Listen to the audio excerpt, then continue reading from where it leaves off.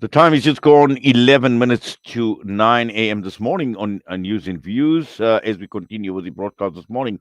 Now, we are talking about Turkey, we're talking about Erdogan, and we're talking about Sweden.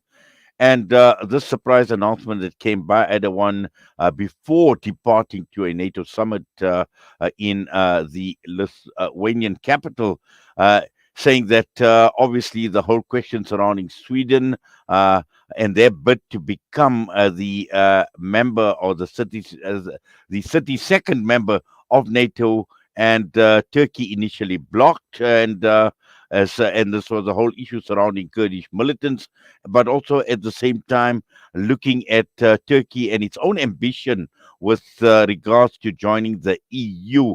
And to unpack this, we are joined by Zinat Adam from the Afro Middle East Center. Zinat, Assalamu alaikum wa rahmatullahi wa barakatuh, and welcome. Walaikum salam wa rahmatullahi wa barakatuh. Thank you for having me on air, Brother United.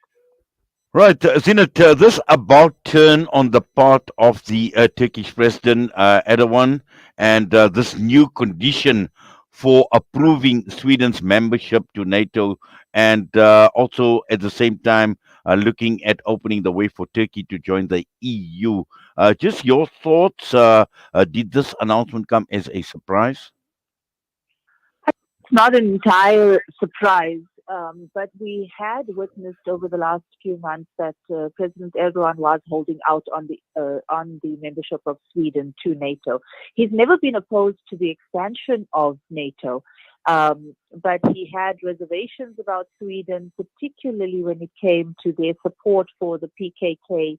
That he considers a terrorist organization that is operating within the Turkish borders and across the border. So that was a very, very critical point that he wanted resolved in terms of the negotiations, and he wanted assurances from Sweden that they would no longer be looking at support for the Kurdish PKK. And in fact, Sweden arrested a member a couple of weeks ago. And so that seemed to have been one of their confidence building measures.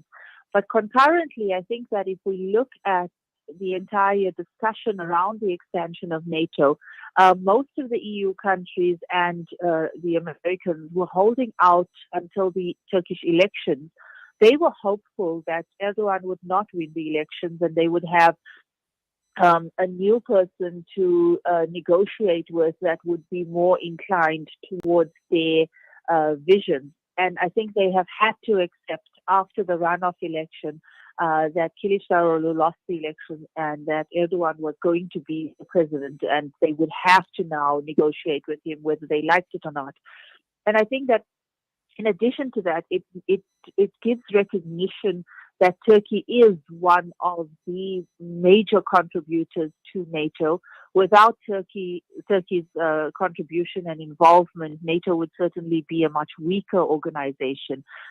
But the expansion certainly looks at tipping the balance of power within Europe and is going to have an impact in terms of the Russian position. So I think we are looking at some interesting days ahead, but this diplomatic activity that has taken place in Lithuania and with Turkey, I think it is certainly one of the most interesting diplomatic maneuvers by Turkey.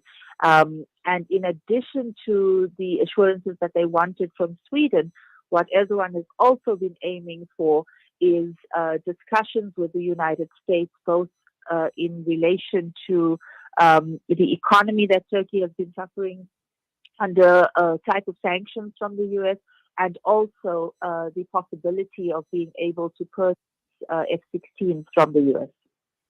Yes, but also interesting to note, Sweden being in the spotlight, and particularly after the recent Quran burning protests that had taken place in Sweden, and we've seen Erdogan come through very, very strongly in his condemnation, to the extent that he even had pointed fingers at the government, who have obviously been hiding behind the whole concept of freedom of speech. And his statement was, those who permitted the crime, and he says they are exactly the same as those who actually perpetrated. And he was very, very strong in his condemnation. And at that point in time, the threat that was issued was that this would pose an obstacle in Sweden's bid for a NATO membership. Now, all of this has actually changed, and we know one of the reasons that Erdogan about turn is Turkey has been seeking acceptance for economic reasons. We know what's happening economically with Turkey at this point in time, but also looking at the West, looking at the likes of the United States of America, to overcome some of the economic challenges that the country is faced with. Yes, absolutely. Look, Turkey's economy has been under extreme pressure in recent years, and this has been one of the biggest talking points around the election, and would have been the reason why Erdogan would have lost the election. I mean, that's why it came to such a tight race. And the Americans have played a very strong role in manipulating any of the deals in relation to Turkey's currency and the devaluation of that. So there has certainly been a lot of discussion and diplomacy around this issue. It is disheartening that a decision like this by Erdogan to table this to Parliament, so it's not yet a total acceptance of Sweden into NATO, but he has agreed that he will table it to the Turkish Parliament, and that the decision will be taken thereafter. But that this has come so shortly after the debates around the burning of the Quran in the Scandinavian countries, and in particular in Sweden, and the kind of heightened Islamophobia that we're witnessing in that part of the world. The question is, will that continue? Will Muslims continue to be targeted in the way that they have been? And it's important to recognize that yesterday there was a vote at the United Nations Human Rights Council on the issue of the Quran burning, where the United Nations Council has adopted a resolution countering religious hatred constituting incitement to discrimination. Interestingly, Finland, who has just joined NATO as the 31st member, actually voted against that resolution, and that's disheartening. So it had been approved with 28 voting in favor, including South Africa, and I think that should be an accolade given to South Africa. But it's sad that Erdogan has now agreed on the Sweden issue of joining NATO around the same time that this incitement and discrimination and hostility towards Muslims is at such a heightened stage. Yes, and Zinat, what is important also to note is, this presented an ideal opportunity for Erdogan to actually raise some of these issues. And the fact that, he did not even make mention of this issue. And for a long time, the world has been looking, or the Muslim world has been looking at leadership. And to an extent, there was some hope that Erdogan would actually be the person from a leadership perspective that could address some of these issues that have been burning issues for the Muslim world at large. And I think there seems to be some sort of disappointment that he didn't use this opportunity to address some of these issues.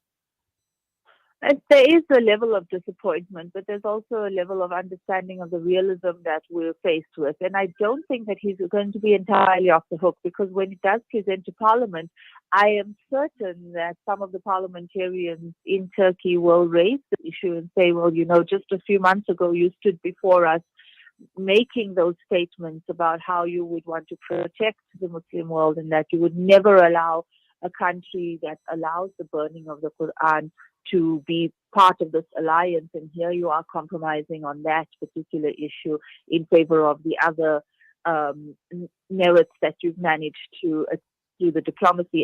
And the other thing, Brother Inayat, is that we can't be naive to think that, yes, automatically these countries are going to support Turkey in coming into the EU.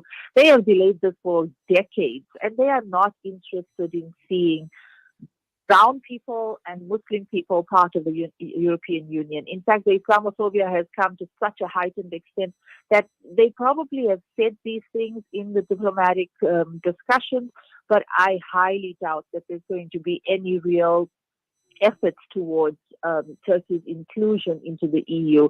And even on the question of the F-16 purchase from the United States, I think that this is all a lot of talk, trying to expand NATO, and I think that it's going to be a dangerous situation in Europe as this certainly puts Russia in a difficult position and shows the expansion of NATO, which was already one of the reasons why Russia went to war in Ukraine, because of the increasing incursions of NATO presence along its border region. And this is definitely going to add to that. Well, we certainly will follow developments and watch this space with a lot of interest in it. And as always, we thank you. We say Jazakallah to you for your time and also for unpacking what you have with us this morning, and looking forward to future engagements on these matters. But for now, we wish you well, and please take care. Assalamu alaikum wa rahmatullahi wa barakatuh. Wa alaikum assalam wa rahmatullahi wa barakatuh. Seenat Adam from the Afro Middle East Center with us this morning. And with that, the time has just hit it, 9 a.m. We're heading for the news. Zahid Jedwood is standing by.